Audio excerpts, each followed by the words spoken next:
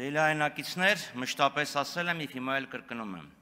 բյուջեն զուտ ֆինանսական և առավել ևս հաշվապահական փաստաթուղթ չէ։ Այն արտահայտում է կառավարության քաղաքական առաջնահերթությունները և ամրագրում է, թե կառավարությունը որքան գումար է պլանավորում հատկացնել իր ծրագրում նշված խնդիրները լուծելու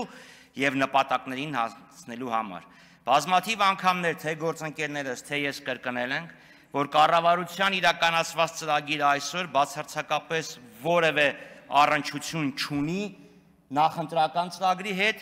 և մեծամասնության կողմից հաստատված կառավարության ծրագրի հետ, առնվազն Արցախի անվտանգային և արտաքին հարաբերությունների հարցերում։ Սա մասին շատ ենք խոսել և էլի կխոսենք։ Սակայն նշեմ, որ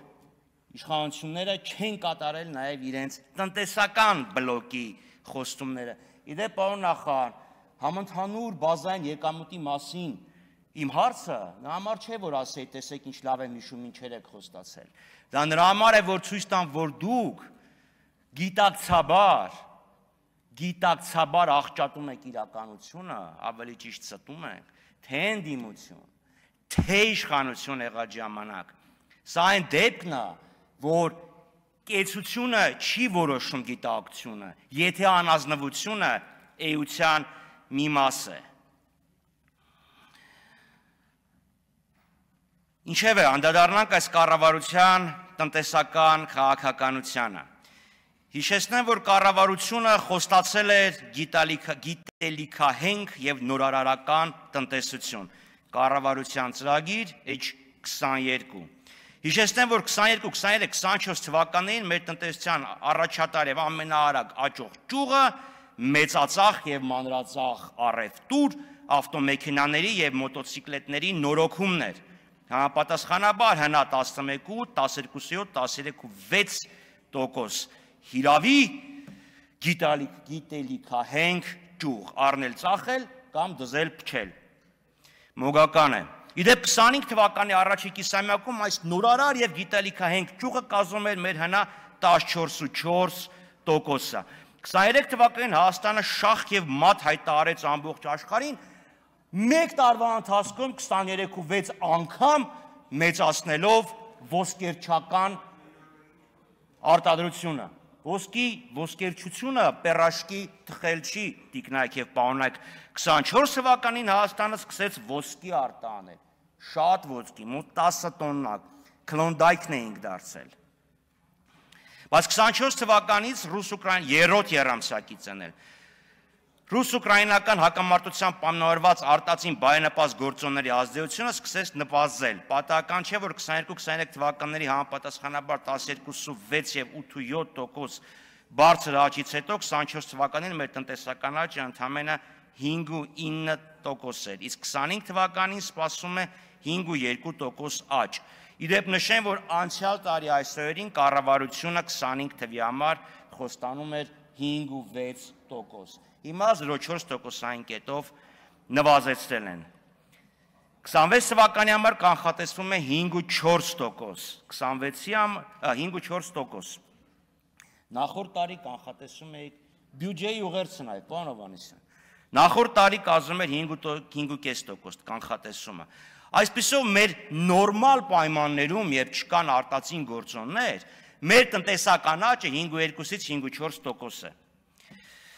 Հիշեցնեմ, որ կառավարությունը խոստանում էր տարեկան միջին աճի նվազագույն մակարդակ 7%, իսկ բարենպաստ արտաքին տնտեսական պայմաններում 9%, կառավարության ծրագիր նույն էջ։ Մենք 2 տարի 9 ամիս ունեցել ենք բարենպաստ արտաքին պայմաններ։ Դա վերացավ 5.2-5.4։ Բայց ախր նորմալ պայմաններն էլ նորմալ պայմաններ չեն։ Տնտեսական աճն ապահովել է խիստ բարձր արտաքին պարտքային բեռի պայմաններում։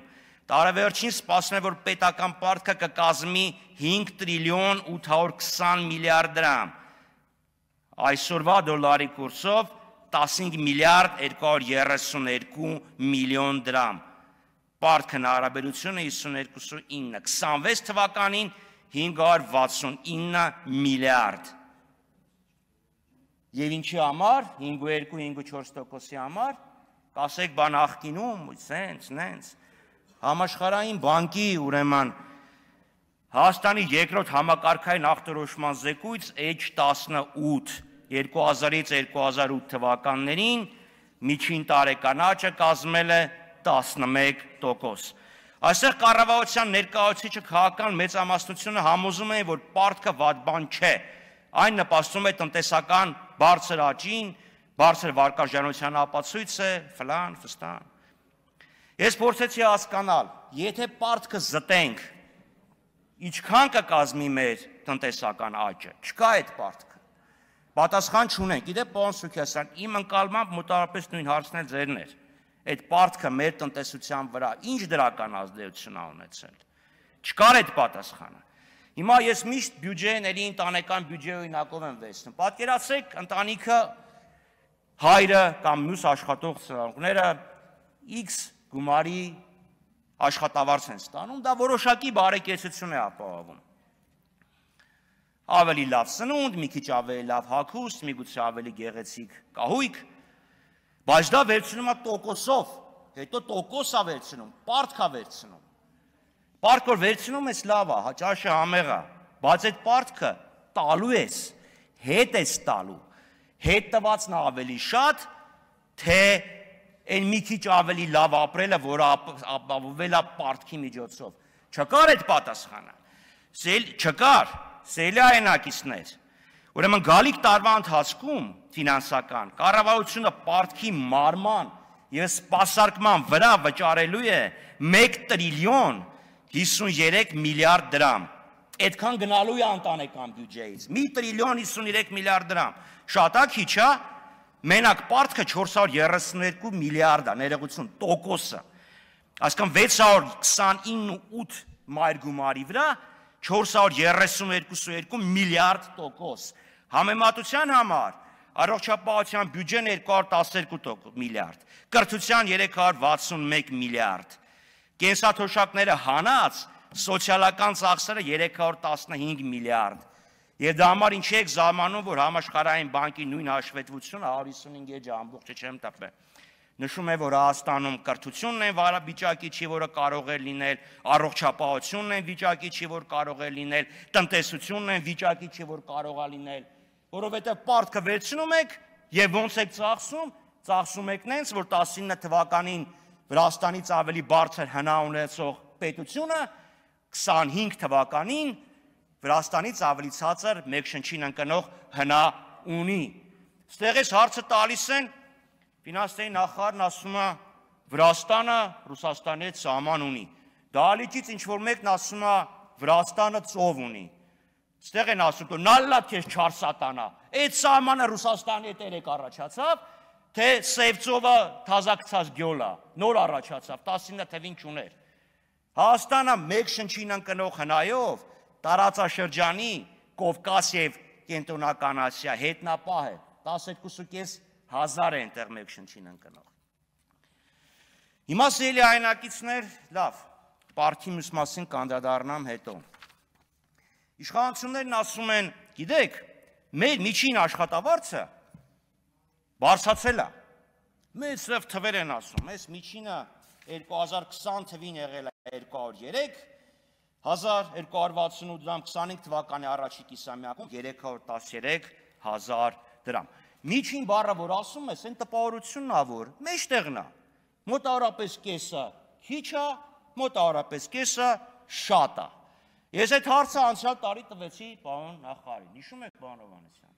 ասեցի դժվար բառ չի, մի հատ դիմեք, պատասխանը կտան, չեմ զլացել, դիմել եմ թե ՊԵԿ եւ թե աշխատանքի եւ սոցիալական հարցերի նախարարություն։ ԱՍՀՆ-ն ընդհանրապես ուղարկել է ՊԵԿ։ Կարծես թե աշխատանքի նախարարը ես եմ, իրանք զբաղվում են վայրի բնության պաշտպանությամբ։ ՊԵԿ-ից ստացվել է շատ հետաքրքիր պատասխան, աշխատավարձերը չունենք, ունենք հարկման բազան, որի մեջ մտնում է արձակուրդայիններ, քաղաքական պայմանագիր եւ աշխատողների թիվներ չունենք, առնենք եկամուտները։ Այսինքն ես այս տարվա կտրվածքով 4 աշխատող եմ, որտեղ ես աշխատավարձ ստանում եմ այստեղից եւ 3 բուհերում դասավանդելից։ Ես 4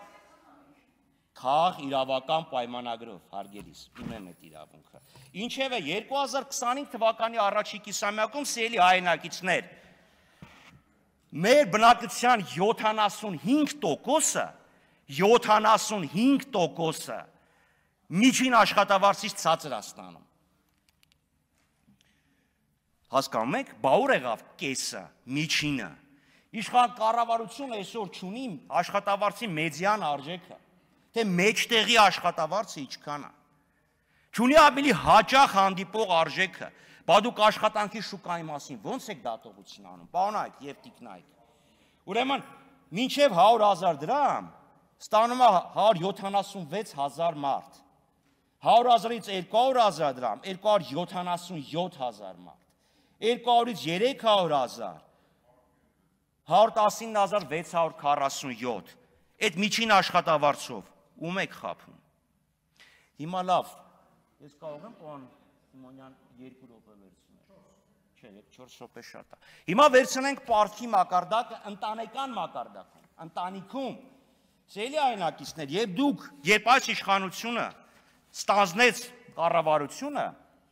17 թվականին, ուրեմն անհուսալի վարկեր ունեցող մինչև 250,000 դրամ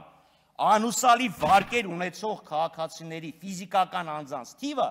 47,670 մարդ էր։ 47,000, հեսա կենտրոնական բանկինն է, կարող եմ նվիրեմ։ Գիտեք ինչքան է կազմում 25 թվականին 25 թվականի հոկտեմբերի 1-ին 136,511։ Շնորհակալություն, պարոն Խաչատրյան։ Այդ դա բարեկեցության ամենապարզ ցուցանիշն է։ 130 Լավ, դե չի կարելի անտուտ ներողություն ասել։ 4 րոպե եք ասում ես։ Դե կատակ արեցից բոլորը լուրջ ընդունեցին։ Դե ամրամի դեպքում